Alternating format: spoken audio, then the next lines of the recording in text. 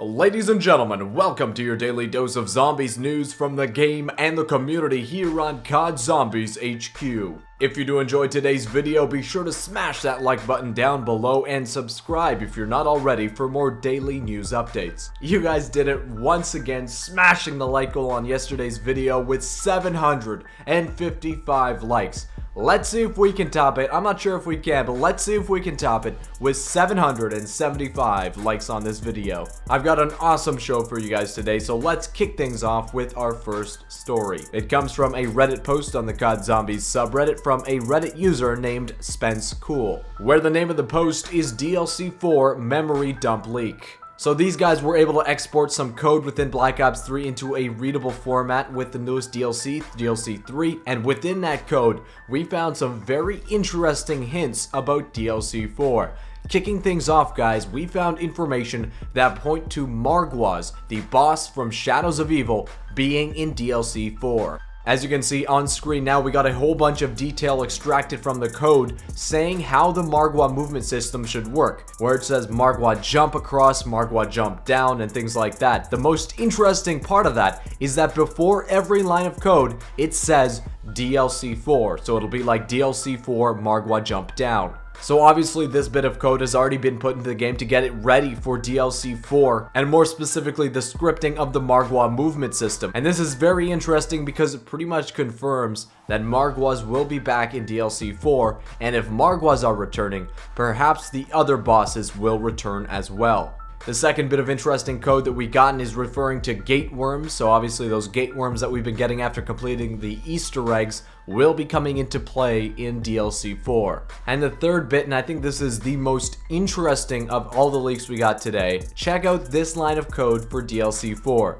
Quote, DLC 4 underscore child underscore Takeo underscore hair. So that means that the model for a child Takeo is already being implemented into DLC 4. We know that. In the past, in the Origins ending cutscene, we've seen a young Edward Richtofen. We also saw a young Samantha. And a lot of people are saying that the whole zombies and all the zombies maps are just a game, child's imagination being played by these characters, Eddie and Samantha. And beyond that, it's also being played by a young Nikolai, Takeo, and Dempsey as well. But the fact that we know that a child Takeo will be featured in the map in some way, we can kind of surmise that the other characters as children will be there as well. And guys, continuing on with the information surmised from the memory dumps, this one comes from a Reddit user named Xspector with the title DLC 4 Apothicon Servant. And check it out, guys, on his analysis of the memory dumps, he came across these two very interesting lines of code. Quote, AIZM DLC 4 Margwa React ID Gun, and the second bit of code, AIZM DLC 4 Margwa React ID Gun underscore pack. So this is obviously a weapon ID gun that we don't exactly know the identity of as of yet. We do know that it's related to the Margwa somehow, and we also know it has the ability to be pack-a-punched from that second bit of code.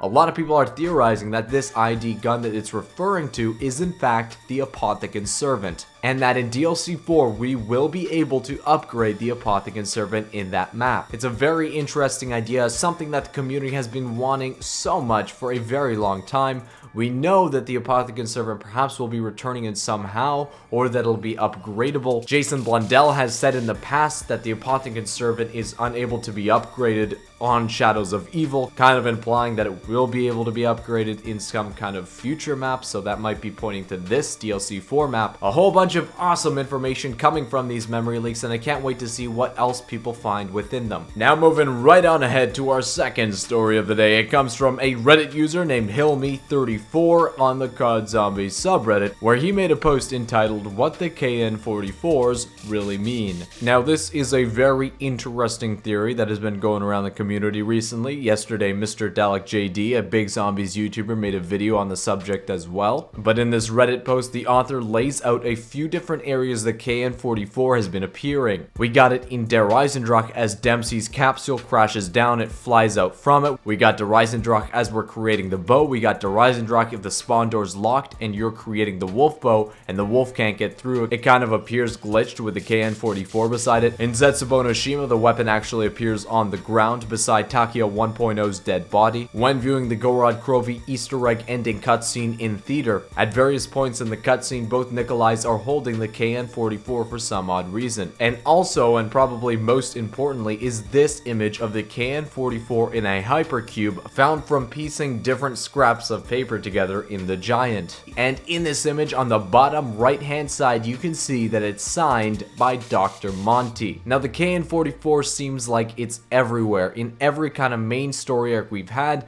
the KN-44 seems to be nearby for some reason. Well, in DLC 3 it was revealed that Dr. Monty has been following our 4 characters' progress, that he is omnipotent and likes to check up on our 4 characters whenever a main storyline arc is happening. So this Reddit user and a bunch of people in the community are equating the appearances of the KN-44 in a bunch of weird ways with the presence of Dr. Monty, kind of teasing us in this weird storyline way that he is always watching our progress. It's a very interesting idea, and I'll leave the link to the full Reddit post down in the description of this video if you want to read it in full. Now moving right on ahead to our third story of the day. This one comes from Twitter, where NoahJ456, a huge zombies YouTuber and the head of the Easter eggs for charity event that's happening on August the 14th at 11 a.m. Pacific Standard Time, where a bunch of huge zombies YouTubers will be competing to complete the Black Ops 3 Easter eggs the fastest for charity. Well, today they had their team drafts where the team captains actually competed in order to determine who gets the first pick. Well, the teams have been assembled, the team captains have chosen,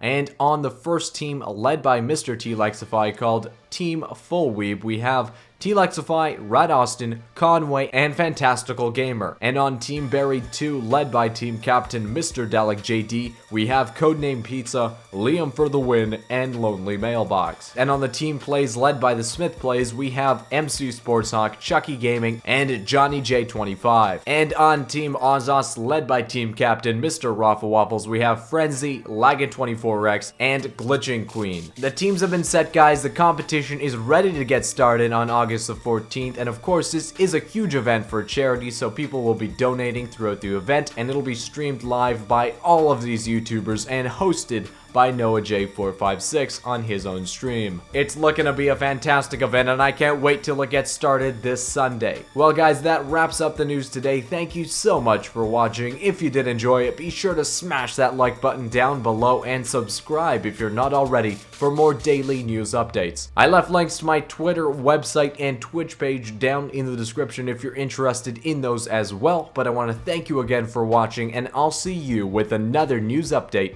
tomorrow.